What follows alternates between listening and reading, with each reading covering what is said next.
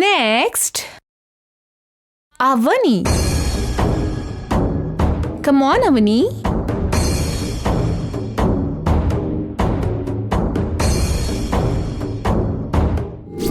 ಯಾರು ತಪ್ಪಾಗಿ ಕೂಡ ಈ ರೆಡ್ ಸ್ಲಿಪ್ನ ತೆಗಿಬಾರ್ದು. ಇದನ್ನ ಅವನಿ ಮಾತ್ರನೇ ತೆಗಿಯೋ ಹಾಗೆ ಮಾಡ್ತೀನಿ.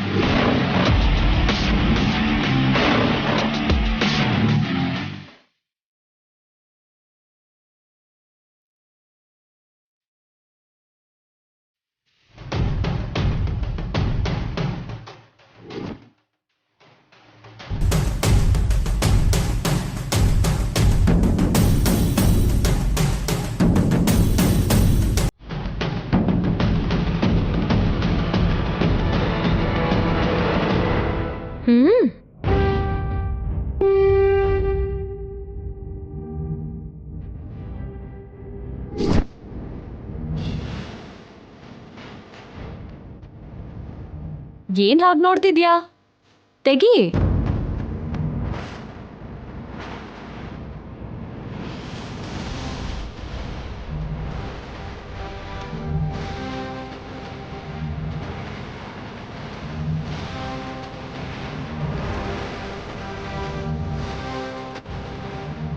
ಅವನಿಗೆ ಏನ್ ಬಂದಿರ್ಬೋದು? ನಿಮ್ಮೆಲ್ಲರ ಹಾಗೆ ಯಾವುದೋ ಆಟನೋ ಹಾಡೋ ಬಂದಿರುತ್ತೆ. ಹೌದೌದು, ಅದೇ ಆಗಿರುತ್ತೆ. ಬೇಗ ಓದು ನಿಹಾರಿಕಾ.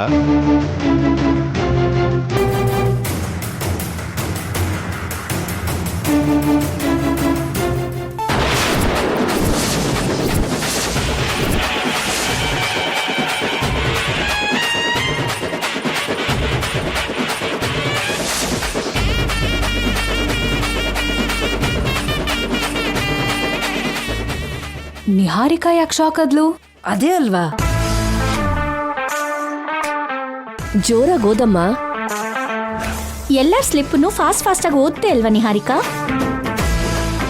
ಬೇಗ ಓದು, ನನಗೇನ್ ಬಂದಿದ್ಯೋ ಅಂತ ಎಲ್ರೂ ವೇಟಿಂಗ್. ನನಗಿಷ್ಟ ಆಗಿರೋ ಕೆಲ್ಸನ ನೀವೆಲ್ಲರೂ ಮಾಡಬೇಕು.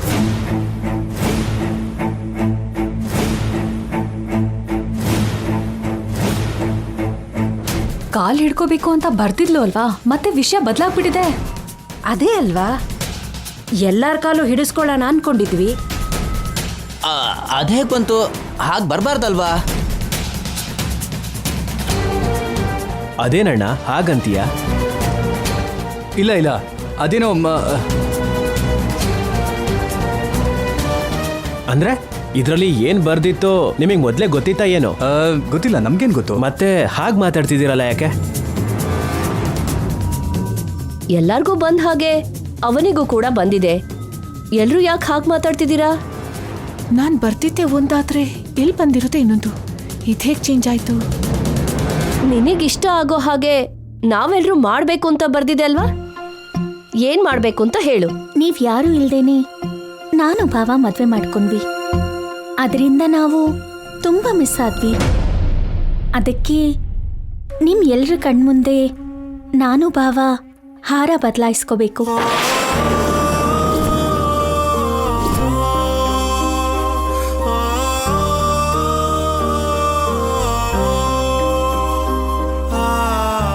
ಮನೇಲಿ ಯಾವ ಶುಭ ಕಾರ್ಯ ನಡೆದ್ರು ನಮಗ್ ಹಾಗಾಗ್ಲಿಲ್ವಲ್ಲ ಅಂತ ಪ್ರತಿ ಸಲ ನೋವು ಪಡ್ತಾ ಇದ್ವಿ.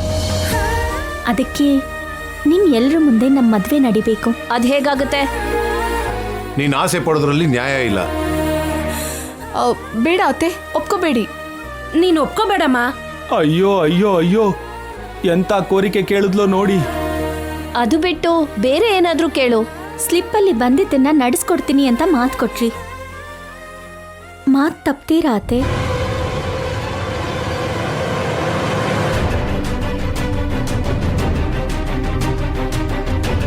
ಅಮ್ಮ, ನೀನ್ ಕೊಟ್ಟು ಮಾತು ತಪ್ಪಲ್ಲ ಅಲ್ವಾ ಅಮ್ಮ?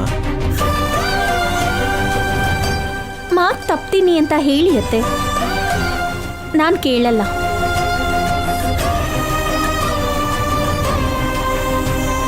ಮಾತು ತಪ್ಪೋದು ನನಗೆ ಅಭ್ಯಾಸ ಇಲ್ಲ. ನೀನ್ ಕೇಳ್ಕೊಂಡ್ ಹಾಗೆ ಮಾಡ್ತೀನಿ.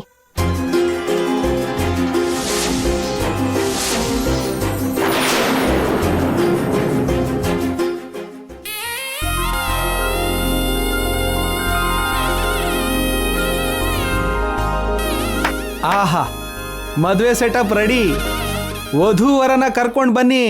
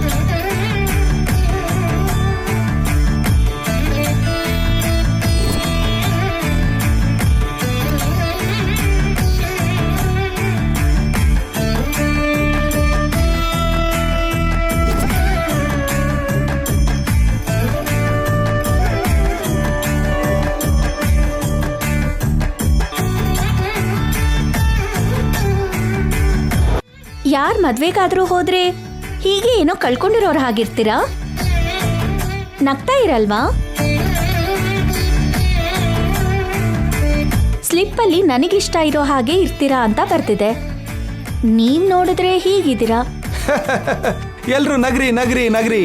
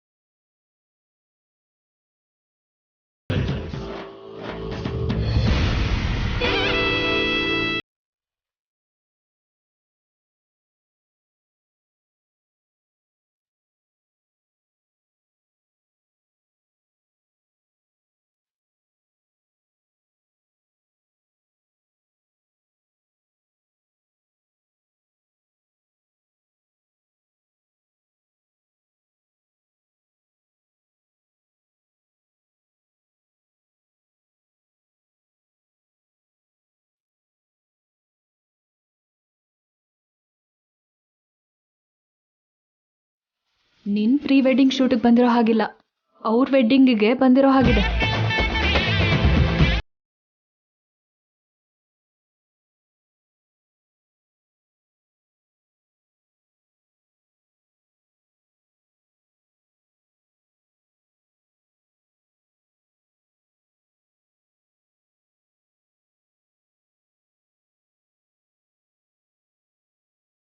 ದೀರ್ಘ ಸುಮಂಗಲಿ ಭವ.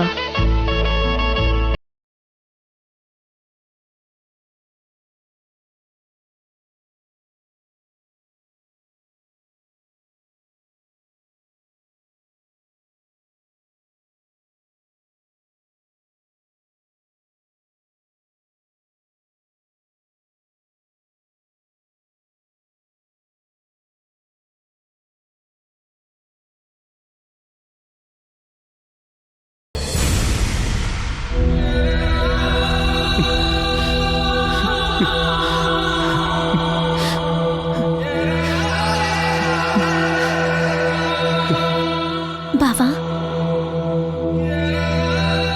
ಅಮ್ಮನಿಗೆ ಕೊಟ್ಟು ಮಾತನ್ನ ತಪ್ಪದೆ ಅಂತ ಅಮ್ಮ ನಮಗೆ ಆಶೀರ್ವಾದ ಮಾಡಲಿಲ್ಲ. ನಾವು ಅನಾಥರ ಹಾಗೆ ಪೊಲೀಸ್ ಸ್ಟೇಷನಲ್ಲಿ ಮದುವೆ ಮಾಡ್ಕೊಂಡ್ವಿ. ನಮ್ಮ ಫ್ಯಾಮಿಲಿ ಆಶೀರ್ವಾದ ನಮಗೆ ಸಿಗ್ಲಿಲ್ಲ ಅಂತ ದಿನ ದಿನ ನೋವು ಪಡ್ತಿದ್ದೆ. ಇವತ್ತು ಆ ನೋವೆಲ್ಲ ತೀರ್ ಹೋಯ್ತು. ಆವಿಯಾಗಿ ಬದಲಾಗಿ ಮನ್ಸಿಂದ ಹೊರಗಡೆ ಹೋಯ್ತು. ಇದೆಲ್ಲ ನಿನ್ನಿಂದನೇ ಆಗಿದ್ದು. I love you Avani. I love you so much.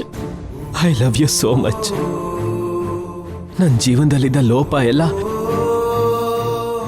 ಇವತ್ತು ಅಪ್ಪ ಅಮ್ಮನ ಆಶೀರ್ವಾದದಿಂದ ತೀರ್ ಹೋಯ್ತು. ನೀನ್ ನನಗೆ ಹೆಂಡತಿಯಾಗಿ ಸಿಕ್ಕಿದ್ದು ನನ್ನ ಅದೃಷ್ಟ.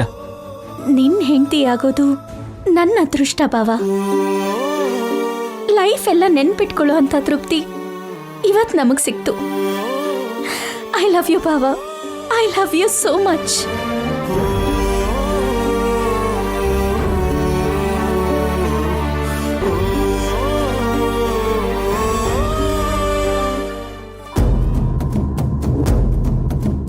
ಹೇಗ್ ನಡೀತು?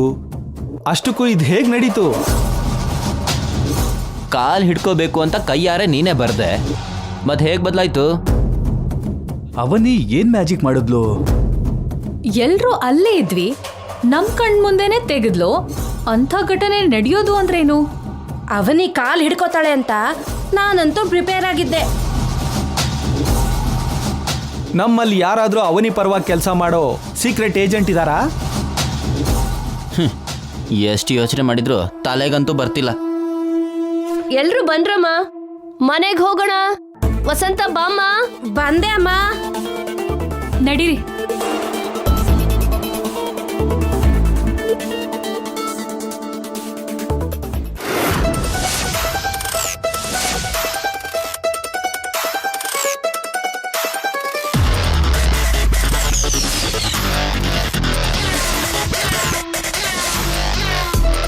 ಏನು ಶಾಕ್ ಹೊಡಿತಾ? ಪ್ಲಗ್ ಅಲ್ಲಿ ಬೆರಳಿಟ್ರೆ ಶಾಕ್ ಹೊಡಿಯತ್ತೆ. ಮತ್ತೆ ನನ್ನ ಪಾಲಿಗೆ ರೆಡ್ ಸ್ಲಿಪ್ ದೊಡ್ಡ ಡೇಂಜರ್ ಆಗಿ ಬದಲಾಗತ್ತೆ ಅಂತ ಅನ್ಕೊಂಡೆ. ನಾನ್ ನಿಮ್ ಎಲ್ರ ಕಾಲನ್ನು ಹಿಡ್ಕೊಂಡ ಹಾಗೆ ಫ್ಲಾಶ್ ಫಾರ್ವರ್ಡ್ಗೆ ಕೂಡ ಹೊರಟೋಗ್ಬಿಟ್ಟಿದ್ದೆ. ಅಂಥದ್ರಲ್ಲಿ ಸ್ಲಿಪ್ ಹೇಗೆ ಬದಲಾಯಿತು ಅಂತ ನಿನ್ ಗ್ಯಾಂಗ್ ಎಲ್ರು ತಲೆನ ಚಚ್ಕೊಂಡ್ರು ಕೂಡ ಅರ್ಥನೇ ಆಗ್ತಾ ಇಲ್ಲ. Am I right? ನೀನು ನಿನ್ ಗ್ಯಾಂಗ್ ಹತ್ರ ಆ ಕಾನ್ಸೆಪ್ಟ್ ಅನ್ನು ಹೇಳ್ಬೇಕಾದ್ರೆ ನಾನು ಕದ್ದು ಕೇಳಿಸ್ಕೊಂಡೆ ನಿಹಾರಿಕಾ. ಅದಕ್ಕೆ ನಿಮ್ ಕಣ್ಮುಂದೆನೆ ಸ್ಲಿಪ್ ಅನ್ನು ಬದಲಾಯಿಸ್ದೆ.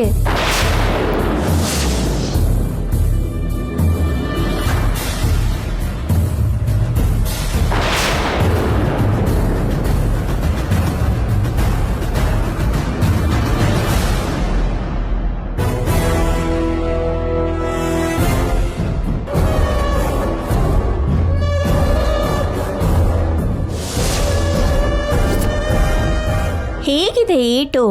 ಸೂಪರ್ ಅಲ್ವಾ? ನೀನ್ ನನ್ನ ಮೇಲೆ ದಾಳಿ ಮಾಡಬೇಕು ಅನ್ಕೊಂತೀಯ? ನಾನ್ ವಾಪಸ್ ದಂಡಯಾತ್ರೆನೇ ಮಾಡ್ತಾ ಇದ್ದೀನಿ. ಚಕ್ರವರ್ತಿ ಅವ್ರು ಬಂದಾಗ ನಿನ್ ಫ್ರೆಂಡನ್ನ ಆ ಜಾಗಕ್ಕೆ ಕರೆಸಿ ತಪ್ಪಿಸ್ಕೊಂಡೆ. ನಾನು ನಿನ್ ಸ್ಕೆಚ್ಚಿಂದ ತಪ್ಪಿಸ್ಕೊಂಡೆ. ಏಟಿಗೇಟು. ನಿನ್ ಮದ್ವೆನ ಕೂಡ ಹೀಗೆ ನಿಲ್ಲಿಸ್ತೀನಿ. ನನ್ನ ರೇಂಜಿಗೆ ನೀನು ರೀಚ್ ಆಗಬೇಕಂದ್ರೆ ಇನ್ನೊಂದು ಸ್ವಲ್ಪ ಮೆಚುರಿಟಿನ ಬೆಳೆಸ್ಕೋಬೇಕು. ಈ ಸೀನಲ್ಲಿ ನಿನಗೆ ಡೈಲಾಗೇ ಇಲ್ಲ ಬಿಡು. ಹೊರಡೋಣವಾ?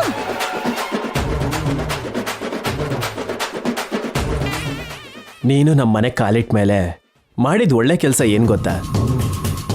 ನನ್ನ ಕುಟುಂಬದ ಮಧ್ಯ ನನ್ನ ಮದುವೆ ನಡೆಯೋದಕ್ಕೆ ನೀನು ಕಾರಣ ಆಗಿದ್ದು. ನೀನು ಎಂಥವಳೆ ಆಗಿದ್ರೂ ಸರಿ, ಇದೊಂದು ವಿಷಯದಲ್ಲಿ ನಿನಗೆ ಋಣಿಯಾಗಿರ್ತೀನಿ. ನಮ್ಮ ಮದುವೆ 2 ಸಲ ನಡೀತು. ನಿನ್ನ ಮದುವೆ ನಡೆಯುತ್ತೋ ಇಲ್ವೋ? ಅವನಿ, ಹೊರಡೋಣವಾ?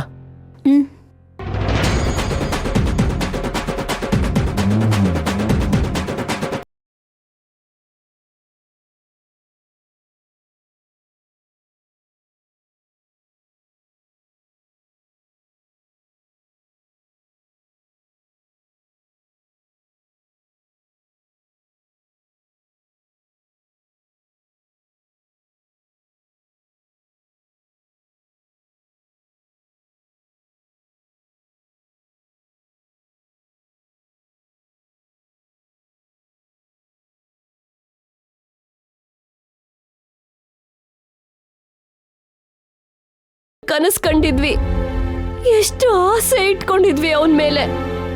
ಅವನ ಮದ್ವೆನ ನಮ್ ಕೈಯಾರೆ ಮಾಡ್ಬೇಕು ಅಂತ ಎಷ್ಟೋ ಆಸೆ ಪಟ್ಟಿದ್ವಿ. ನಾವ್ ಅನ್ಕೊಳ್ದೆ ಇರೋ ರೀತಿ ನಡೆದು ಆ ಕಾರ್ಯನ ನಮಗ್ ಮಾಡೋದಕ್ಕಾಗ್ಲಿಲ್ಲ. ಪ್ರಸಾದ್ ರಾವ್ ಅವ್ರೆ, ನಿಮ್ ಚಿಕ್ಕ ಮಗನ್ ಯಾವಾಗ ಮದ್ವೆ ಮಾಡ್ತೀರಾ? ಪ್ರಸಾದ್ ರಾವ್ ಅವ್ರೆ, ಮದ್ವೆ ಊಟ ಯಾವಾಗ ಹಾಕ್ತೀರಾ? ನಿಮ್ ಚಿಕ್ಕ ಮಗನ್ ಮದ್ವೆ ಗ್ರ್ಯಾಂಡ್ ಆಗಿ ಮಾಡ್ತೀರಂತೆ ಅಂತ ಕಣ್ಣು ಕಾಣಿಸೋ ಪ್ರತಿ ಸಂಬಂಧಿಕರು, ಪ್ರತಿ ಸ್ನೇಹಿತರು ಕೇಳ್ತಿದ್ರೆ ಆನಂದ ಗಳಿಗೆಗಾಗಿ ಎಷ್ಟೋ ಕಾಯ್ಕೊಂಡಿದ್ದೇವೆ. ಕೊನೆಗೆ ಹಾಗಾಗುತ್ತೆ ಅಂತ ನಾನು ಅನ್ಕೊಂಡಿರ್ಲಿಲ್ಲ. ತಂದೆ ತಾಯಿಯಾಗಿ ನಮ್ ಜವಾಬ್ದಾರಿ ಉಳಿದು ಹೋಗಿದೆ ಅಂತಾನೇನೋ ದೇವ್ರಿವತ್ತು ನಮ್ಗೆ ಅವಕಾಶ ಕಲ್ಪಿಸ್ತಾರಿ. ಹೌದು ವೇದ, ನಾವು ಹಾರಗಳನ್ನ ಕೊಟ್ಟಾಗ, ಅಕ್ಷತೆ ಹಾಕಿ ಆಶೀರ್ವಾದ ಮಾಡಿದಾಗ ಇಷ್ಟು ಕಾಲ ಗುಂಡಿಗೆಯಲ್ಲಿ ಮಡುಗಟ್ಟಿದ ವೇದನೆ ಎಲ್ಲ ಆನಂದವಾಗಿ ಬದಲಾಗೋಯ್ತು. ಅತ್ತೆ,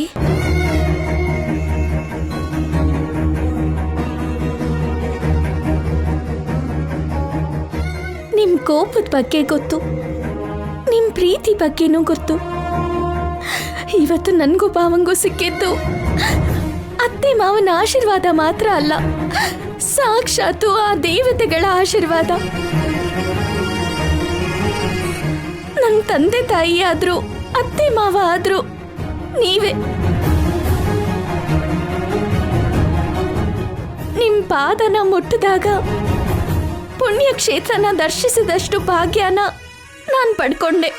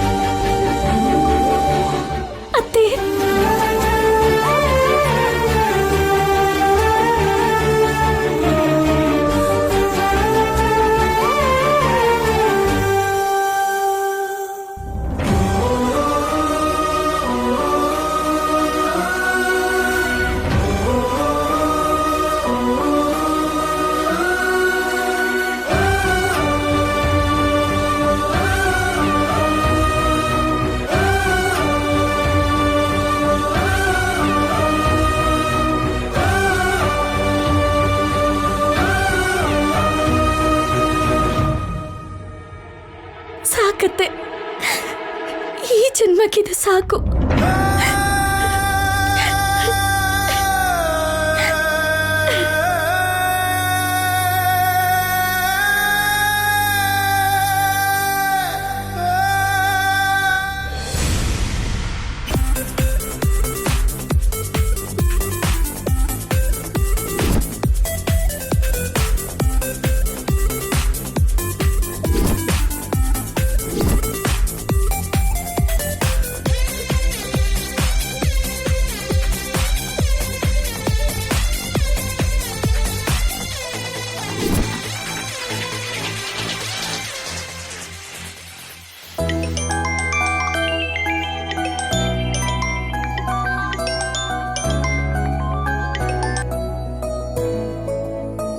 ಹಲೋ, ಏನ್ ಮಾಡ್ತಿದ್ದೀರಾ ಮೇಡಮ್?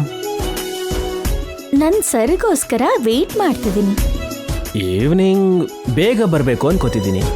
ನಾನು ಬೇಗ ಬನ್ನಿ ಯಜಮಾನ್ರೆ ಅಂತ ಕೇಳ್ದಾಗ ಮಾತ್ರ ಆಫೀಸಲ್ಲಿ ಬಿಸಿ ಅಂತಿದ್ರಿ.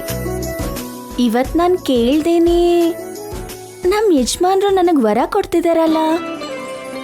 ತಮ್ಮ ಪ್ರಶ್ನೆಗೆ ಉತ್ತರನ ಹೂ ಜೊತೆಗೆ ಸ್ವೀಟ್ಸ್ ಜೊತೆಗೆ ಹೇಳಬೇಕು ಅನ್ಕೋತಿದ್ದೀನಿ.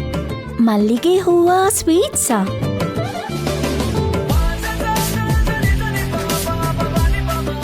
ಅದ್ಯಾಕೆ ಭಾವ? ಅದ್ರ ಜೊತೆಗೆ ಹೇಳಬೇಕು ಹೆಂಡತಿಯವರೇ. ಹೇಳ್ತೀಯಾ ಇಲ್ವಾ?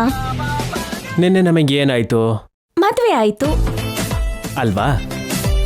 ಮತ್ತೆ ಇವತ್ತೇನಾಗಬೇಕು? ಏಯ್, ವಿವಾಹ ಧರ್ಮ ಪದ್ಧತಿಗಳು ಆಚಾರ ವಿಚಾರನೆಲ್ಲ ಪಾಲಿಸ್ಬೇಕಲ್ವಾ? ಪುರೋಹಿತರ ತರ ಚೆನ್ನಾಗೆ ಹೇಳ್ತಾ ಇದೀಯಾ, ಆದ್ರೆ ಅದೇನು ಬೇಡ.